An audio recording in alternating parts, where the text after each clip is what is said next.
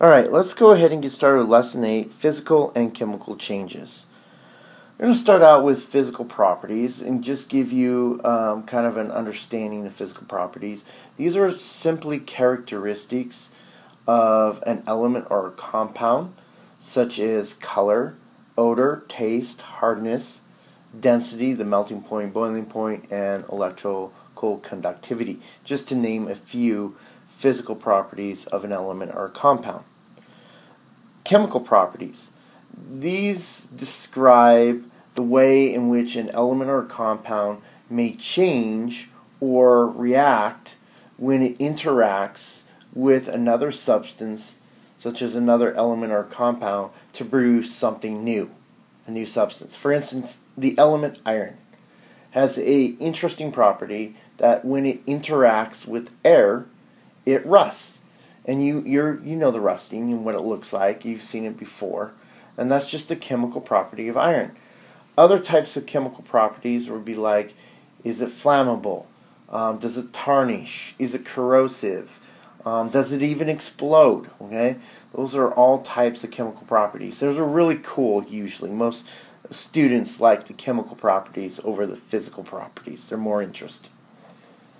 Alright, so here is a list of chemical and physical properties.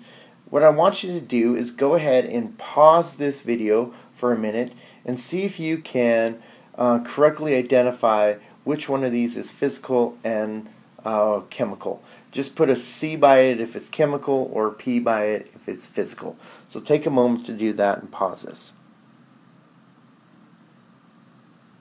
Okay, you should have completed this assignment. I just want to quickly go over the answers, so check your answers as I go through this. So the color blue, that's got to be a physical property. Density, physical property. Flammability, burning something, has got to be chemical. Solubility is physical. Reacts, the key word there is reacts, that's going to be chemical. Combustion, always combustion is chemical. Taste, physical. Melting point is physical. Reacts, there's that word reacts again, that's got to be chemical. Hardness is physical. Boiling point is physical. Luster, is it dull or is it really shiny? That's physical appearance. Odor, what it smells like, is physical.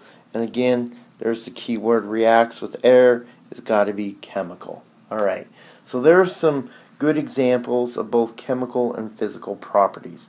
Okay, we're going to get into chemical and physical changes now. To do this, we are going to actually watch a video that I think is really good that covers this idea. So here we go.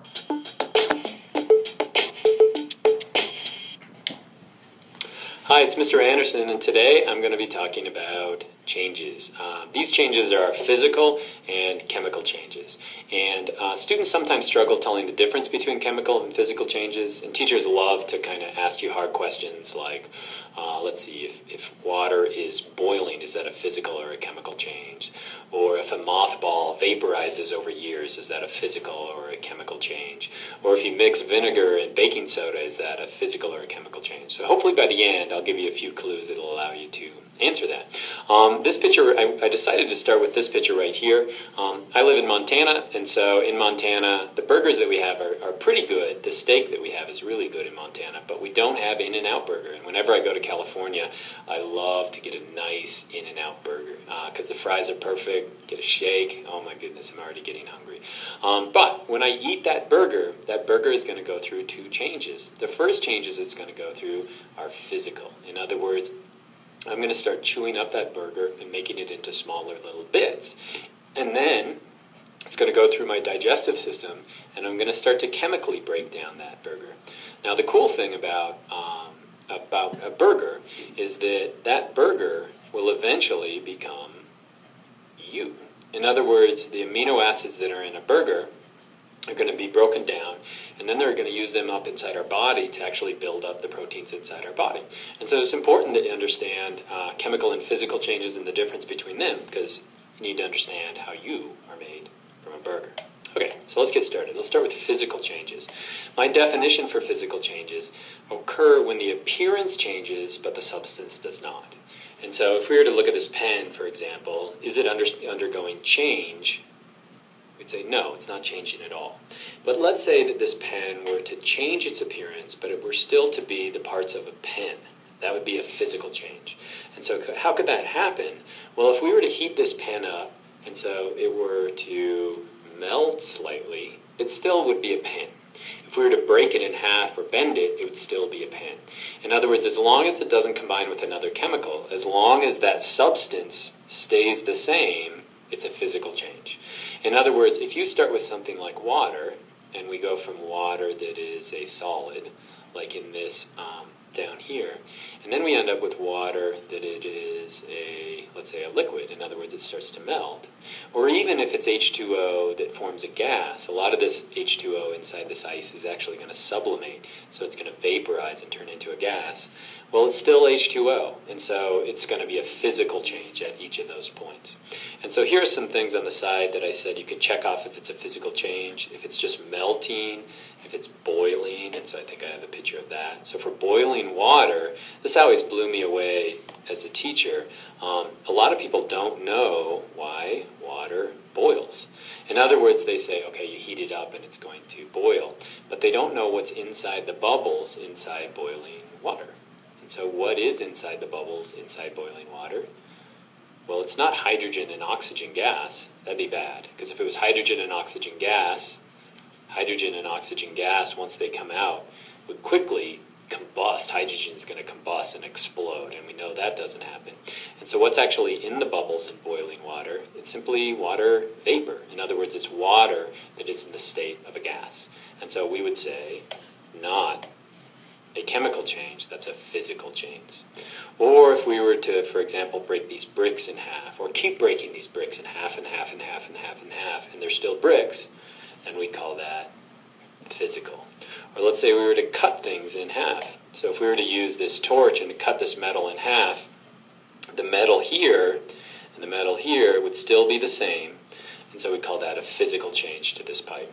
Now, right along the point at which you're cutting, if we combine that with oxygen right along that edge, then it's going to be oxidized, and so we call that a chemical change. And then another tricky one that science teachers like to trick you up with is dissolving. So if, in other words, if I were to take a little bit of sugar and add it to this tea, as that sugar dissolves, in other words, as it goes from this solid to a more surrounded by water kind of a state, we wouldn't call that a chemical change. We call that a physical change. And so it's not a chemical change. And if it's physical change, then we don't have any kind of a chemical reaction taking place. And we don't have a formula. We simply have a change in its state or change in its appearance. And so there's a lot of stuff that's not really a chemical change. So let's get to what a chemical change actually is. Chemical change is when you have a substance that changes. And so, for example, if we go back to water again, if I were to break down water into its gases, H2 and O2, then you'd know that I don't have a water anymore. I have a hydrogen gas and I have oxygen gas, and so we'd know that a chemical change has occurred. In other words, the substance on one side yields, that's what this sign means, yields two new substances on the right, and these would be the products over here. And so we'd say a chemical change has occurred. Now, what are some clues that tell us a chemical change has occurred? Maybe it produces bubbles, and so this right here is mixing acetic acid with sodium bicarbonate, otherwise known as mixing baking soda with vinegar. And what we're getting is bubbles forming, and those bubbles are going to be a new gas. Now, you might be confused thinking, yeah, but you just talked about boiling water and how once that turns into bubbles, then it's a physical change. Well, think about it. Did we have bubbles inside the vinegar? Did we have bubbles inside the sodium bicarbonate? No. And so we've created something new. We've created a gas, and that's what's actually forming the bubbles. And that's what makes the volcano explode when you did this in elementary. Let's say we mix two chemicals together. So we've got chemical A and chemical B, and we mix one chemical, and the other one, which normally was clear, starts to get kind of cloudy.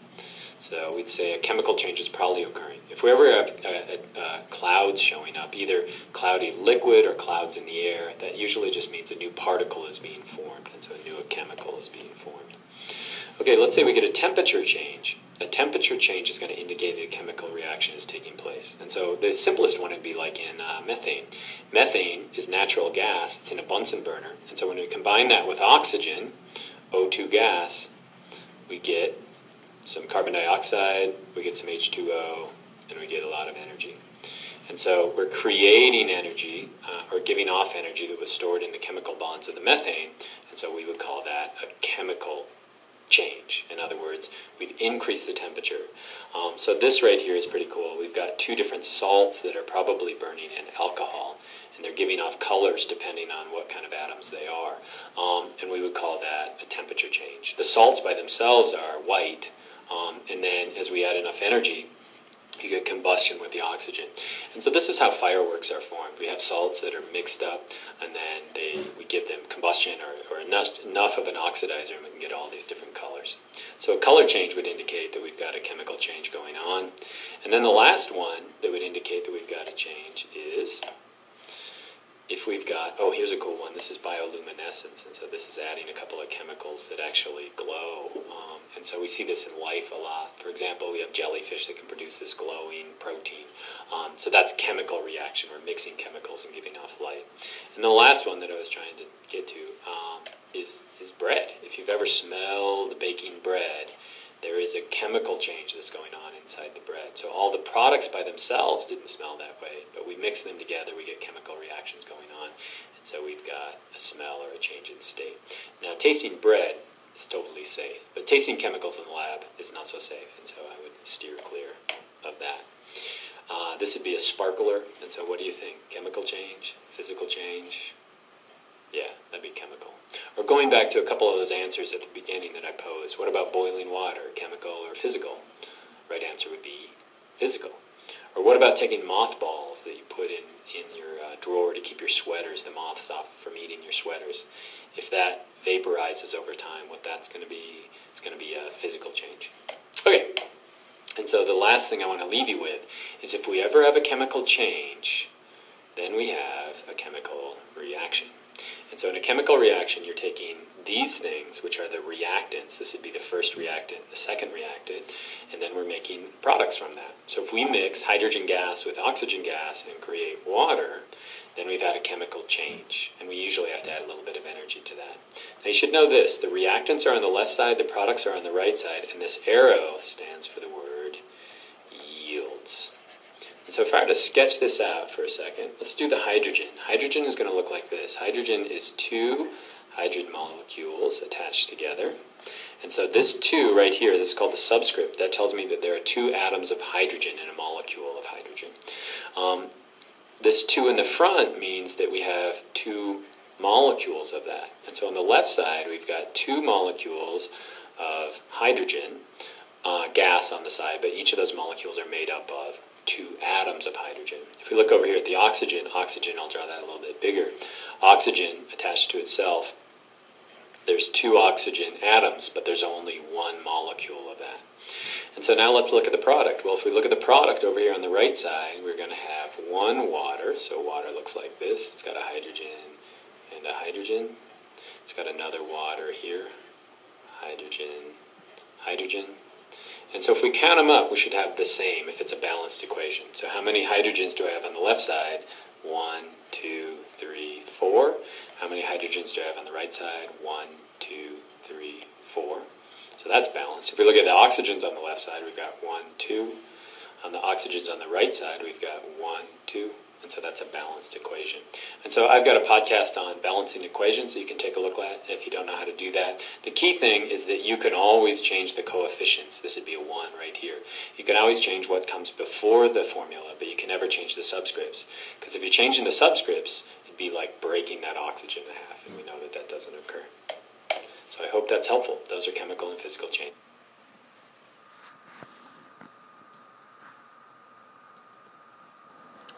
Alright, so I hope that video kind of helps explain chemical and physical changes a little bit more. So just to recap on that, we're going to take the same definition, which I really like, is a physical change is the appearance changes but the substance does not. And usually, for example, undergoing a change in state or change in what the substance looks like. And the characteristics also that I think you should write down for a physical change in your notes that will help you to identify if a physical change is occurring is it melting? Is it boiling? Are we cutting it? Are we dissolving it? I think those four things we see quite often with physical changes. With chemical changes, we're taking a substance, it changes into something brand new. We take two or more substances and we chemically react with them. So a chemical change is just a chemical reaction. How do we know a chemical reaction is occurring? Again, I would write these down. Does it produce bubbles? Turns cloudy? The temperature, does this changing? Is there a color change? Or is there a change in the smell or taste? Those are all examples of indicators that a chemical change is occurring. Alright, so that leaves us with our last exercise here. I want you to go through these really quick, identify if a chemical or a physical change is occurring, and then we will check these answers in class. So that is it for now for this particular lecture video.